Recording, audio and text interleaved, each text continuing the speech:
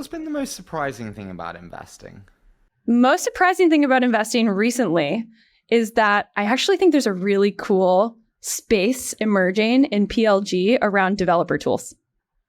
There is a lot of interesting stuff, ideas, new strategies for how to garner developer interest and bring developers into your product, more product-led. That to me feels emerging kind of the way that PLG and enterprise SaaS has emerged over the past few years.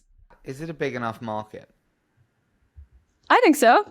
How do you invest? Is it out of funds? Is it angel? How do you do that? I invest as an angel.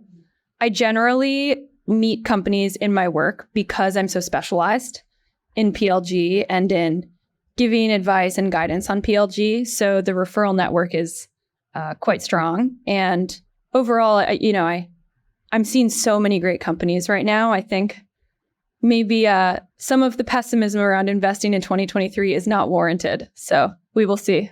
Should more operators be investors at the same time?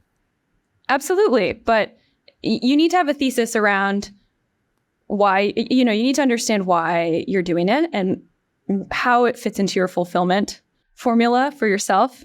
And then I also think being opinionated about what your niche is and where you add value to companies is critical so that it's easy for companies to assess if it's actually valuable to have you on their cap table.